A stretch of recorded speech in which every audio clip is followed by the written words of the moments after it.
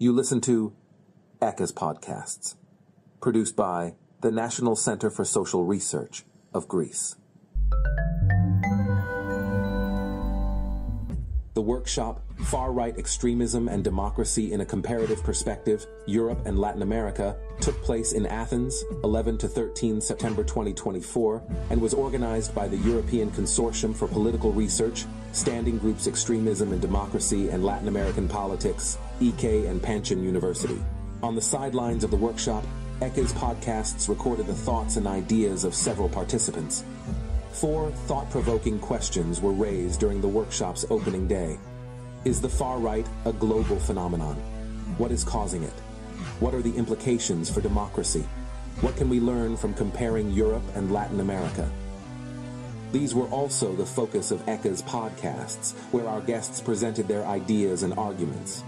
We now give the floor to Cristóbal Rovira Kaltwasser, professor at the Institute of Political Science at the Pontificial Catholic University of Chile, associate researcher at the Center for Social Conflict and Cohesion Studies, and director of the Laboratory for the Study of the Far Right.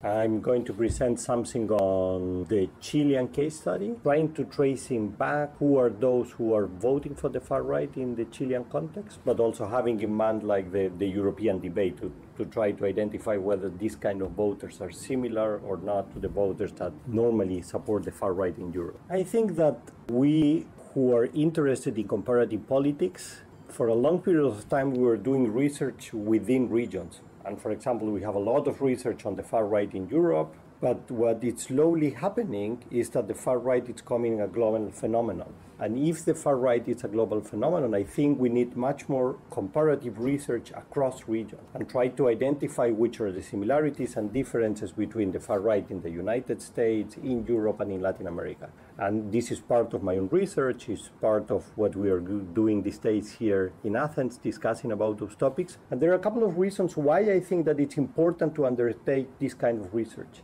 I mean, the first one is that if we want to understand what is going on, and if we are able to bring to the table these different case studies, we should be able to try to grasp which are the triggers for the rise of the far right on countries that are completely different. And I think that we need this kind of knowledge, because otherwise we'll have theories that are very good for Europe or very good for Latin America, but they need to develop other kind of theories that are a bit broader. And the other reason why I think it's important to do this kind of research is if we want to deal with the far right and think about which are the best strategies for dealing with the far right, we really need this kind of comparative knowledge. It could be that Brazilians can tell us something that they have done in this case study that might work very well in other countries. Or it might be, look at the situation in Poland, that the Law and Justice Party was not able to win the election. A very broad coalition that went from conservatives to social democrats apparently was able to defeat the far right for the short period of time.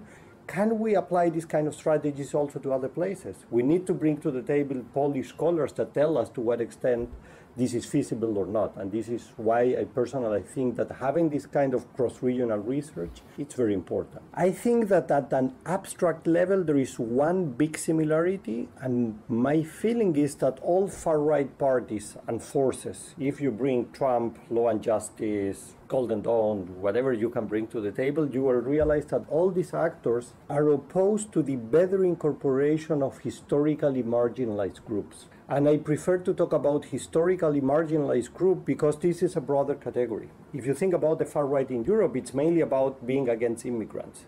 And if you go to Latin America, you will say, well, but Bolsonaro in Brazil or Milei are not really talking about migrants.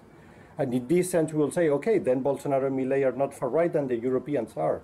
But if you think that what it's really defending the far right, it's opposing the better incorporation of historically marginalized groups, you will see the commonalities. Because you will find out, for example, that in the case of Latin America, you see that most of these far-right actors are opposed against gay rights and the better incorporation of women. So these historically marginalized groups are different in the different regions, but the rationale that they defend is very similar.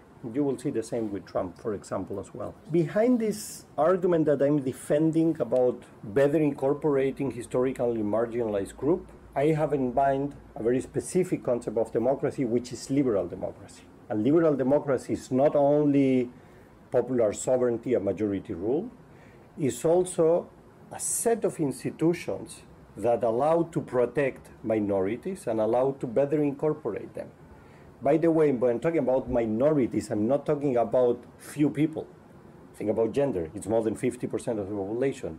But these are groups that historically had been marginalized, and these are minorities from a sociological point of view.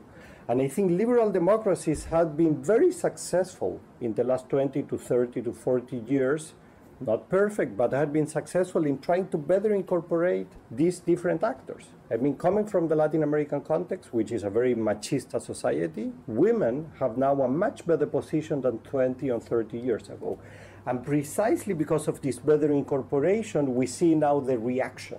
And this is what the far right is politicizing.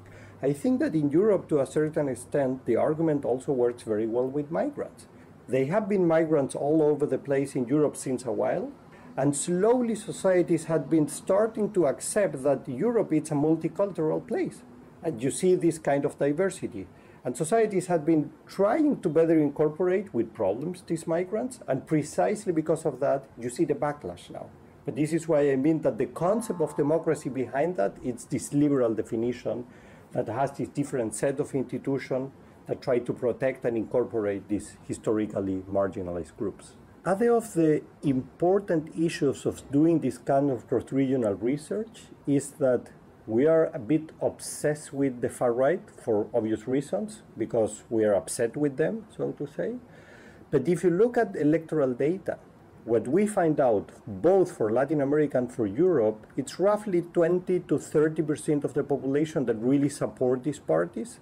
But at the same time, more than 50, and it's close to 60% of the population dislike those parties. And we are doing a lot of research on those who like those parties, these 20 and 30%, but we are forgetting that the majority of the population dislike them.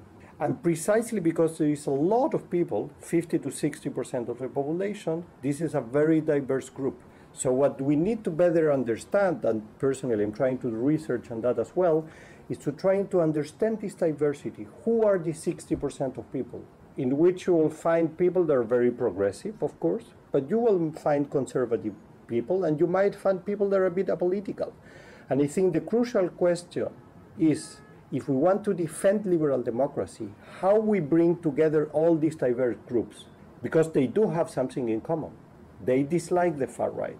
So we try to bring them together and try to defend the liberal democratic regime. But this is why I think that we need much more knowledge, empirical material also, to try to understand this diversity and try to think about strategies to bring them together.